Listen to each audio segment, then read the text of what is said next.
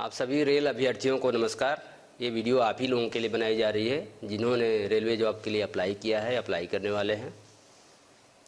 पिछले वर्ष रेलवे ने बहुत भारी संख्या में 1,54,000 यूथ को एम्प्लॉय किया है दिसंबर 2023 तक, और जिन्हें पदस्थापित कर दिया गया है या आवश्यकता अनुसार उन्हें ट्रेनिंग पे भेज दिया गया है।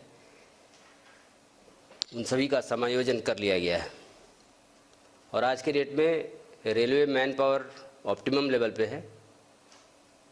लेकिन ऐसी बात नहीं है कि और आवश्यकता नहीं है। जिस तरह से रेल का रैपिड ग्रोथ हो रहा है, जिस तरह से क्वांटम ग्रोथ हुआ है, जिस तरह से एक्सपेंशन हो रहा है, और चूँकि एक ये स्टाफ सेंट्रिक ऑर्गेनाइजेशन है तो इसमें स्टाफ की ज़रूरत होती है और हर वर्ष उसी पैमाने पे लोग रिटायर भी करते हैं। इसलिए हर वर्ष हर कैटेगरी में, ख़ास तौर से सेफ्टी कैटेगरी में, तो उसमें तो हम वैकेंसी अफोर्ड ही नहीं कर सकते, तो उनको भरना ही होता है।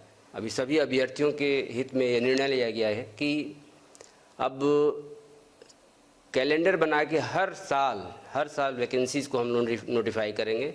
हर वर्ष नियुक्ति की प्रक्रिया जारी रखेंगे बिना गैप के। जैसी जैसी वैकेंसीज होगी, depending on vacancies and requirement of course, तो इसके हिसाब से हम रिक्रूटमेंट करेंगे। ऐसे ही अभी जनवरी के महीने में एएलपी का नोटिफिकेशन हुआ जिसमें 5,696 वैकेंसीज़ के लिए नोटिफिकेशन निकला है। और जो जनवरी में नोटिफिकेशन हुआ है उसमें हमारा लक्ष्य है कि दिसंबर तक उस पूरे प्रोसेस को कंप्लीट कर लें और दिसंबर में हम एएलपी का 5,696 लोगों का पैनल दे दें। और जैसे ही पैनल वो समाप्त हो, चूँकि ये वैकेंसी एराइज होती जाती है, तो अगले वर्ष के लिए भी हम कैलेंडर जारी कर दें। इतना ही नहीं, जैसा कि स्टूडेंट्स का भी, जो हमारे यूथ है, उनका डिमांड था कि और भी वैकेंसीज़ कब आ रही हैं, कब आएंगी, तो उसको भी ध्यान में रखते हुए रेल मंत्रालय ने अभी हम लोगों ने इसको नोटिस में भी दे दिया है कि टेक्नीशियन कैटेगरीज में जिसमें 9,000 वैकेंसीज़ हैं, ऑलमोस्ट अनुमानित वैकेंसीज़ हैं, उसके लिए भी हम लोगों ने एक टेंटेटिव कैलेंडर दे दिया है कि 9,000 वैकेंसीज़ को फरवरी के महीने में 2024 में नोटिफाई करेंगे और एक साल में, यानी कि अगले साल फरवरी तक इसको कंप्लीट कर लेंगे। कंप्लीट करने के बाद एक नेक्स्ट साइकिल में हम नोटिफाई करेंगे, ताकि पूरे रिक्रूटमेंट प्रोसेस को टाइम बाउंड मैनर में हम इसको कंप्लीट कर पाएँ, संपन्न कर पाएँ। इसके अलावा रेल मंत्रालय ने एक बहुत बड़ा कदम उठाया है एज रिलैक्सेशन दे करके।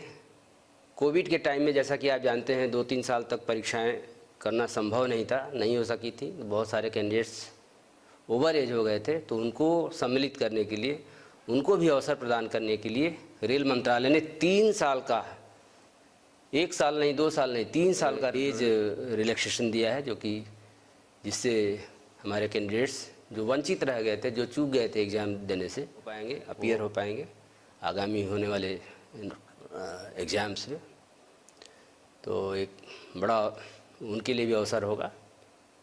और इस संदर्भ में मैं कुछ और बातें ही बताना चाहूँगा अपने अभ्यर्थियों को कि जब भी नोटिफिकेशन निकलता है तो फॉर्म कैसे भरना है। फॉर्म फिलअप करने से ही आपका एग्ज़ाम शुरू हो जाता है, वहीं से, वो भी पार्ट है एग्ज़ाम देने का। तो बहुत से अभ्यर्थी बाद में बड़े हताश हो जाते हैं कि उनका फॉर्म रिजेक्ट हो गया। तो हम लोगों ने देखा, हम लोगों का अनुभव ये है विगत रिक्रूटमेंट्स में कि बहुत से 5% के करीब ऐसे एप्लीकेशंस रिजेक्ट हो जाते हैं जिनमें प्रॉपर ढंग से सिग्नेचर नहीं किया गया है या प्रॉपर ढंग से फ़ोटो नहीं लगाया गया है।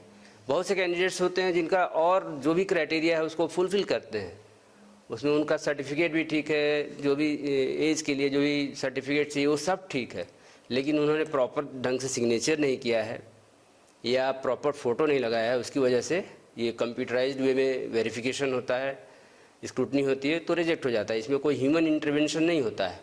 लेकिन बहुत से कैंडिडेट्स हैं जो कैपिटल लेटर में अपना नाम लिख देते हैं सिग्नेचर के नाम पे, या बहुत से कैंडिडेट्स ऐसे होते हैं जो स्मॉल लेटर में ही लिखते हैं लेकिन डिसजॉइंटेड लेटर्स होते हैं। तो ऐसे सिग्नेचर एक्सेप्टेबल नहीं है, क्योंकि सिग्नेचर करना है जो इंस्ट्रक्शन है उसके हिसाब से रनिंग राइटिंग में करना है। ऐसे ही फ़ोटोग्राफ्स, बहुत सारे फ़ोटोग्राफ्स होते हैं जिनका रिजोल्यूशन सही नहीं होता। रिजोल्यूशन सही होना चाहिए, ख़राब रिजोल्यूशन होने पे, स्पष्ट नहीं होने पे वो रिजेक्ट हो जाएंगे।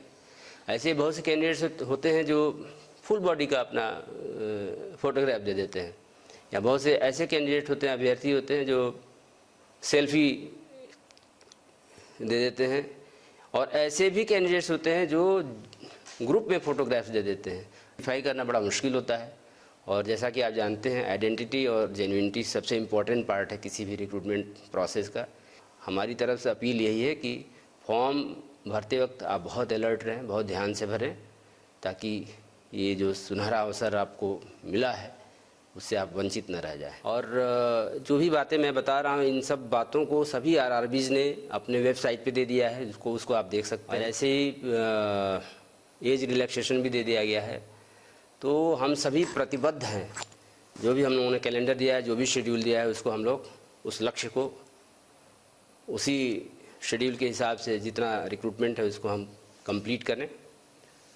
और अब आपकी बारी है कि आप जो शेड्यूल दिया गया है उसके हिसाब से तैयारी करें।